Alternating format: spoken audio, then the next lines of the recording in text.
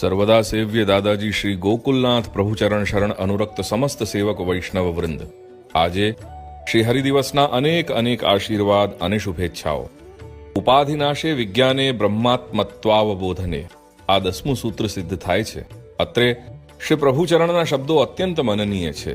કરોડિયાની જાળની જેમ અવિદ્યાથી જકડાયેલા આવા સમસ્ત જીવોમાંથી જે જીવને જે પ્રકારે ભગવાન ઉદ્ધાર કરવાવાળા બને છે તે જીવને તે પ્રકારે શ્રી ગુરુદેવના ઉપદેશ અને ઉપસત્તિથી સમસ્ત સર્જનના બ્રહ્મપણાના બોધમાં પ્રતિબંધક અવિદ્યારૂપ આવરણનો નાશ થતા તેમજ સમસ્ત અસ્તિત્વનો બ્રહ્માત્મકપણાના લક્ષણથી બોધ થતા એના પરોક્ષ અને પ્રત્યક્ષ વિજ્ઞાન રૂપથી સંપન્ન બની તે જીવના આંતર ચૈતન્યમાં પુરુષોત્તમના આવિર્ભાવની યોગ્યતા સિદ્ધ થતા અર્થાત પરોક્ષ રીતે બ્રહ્માત્મકપણાનો શાબ્દબોધ થયા બાદ પોતાનામાં પણ અક્ષર બ્રહ્મનો આવેશ થતા આંતર અને બાહ્ય રૂપે ભગવાન શ્રી હરિને સર્વસ્વ રૂપે અનુભવ કરી શકતો હોય છે.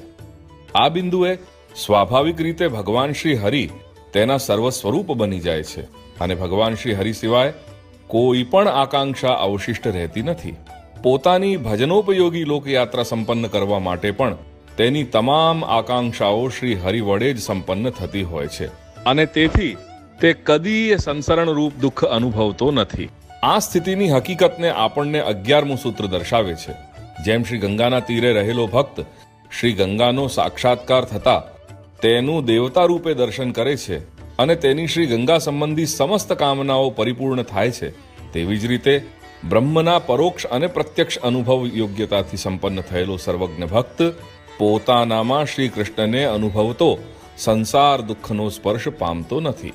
ગંગા તીર સ્થિતો યદ્વદ દેવતામ તત્ર પશ્યતિ. તેથી આવો શ્રી ગોકુલનાથ પ્રભુચરણ શરણ અનુરક્ત સમસ્ત સેવક વૈષ્ણવજન આપણી લોકયાત્રા દરમિયાન સ્વગુરુગ્રહથી મળતા શાબ્દબોધ રૂપ પરોક્ષ જ્ઞાનથી પોતાના આત્મધર્મ માટે પોતાની જાતને સજ્જ કરવાનો સંકલ્પ તો કમસે કમ કરી લઈએ.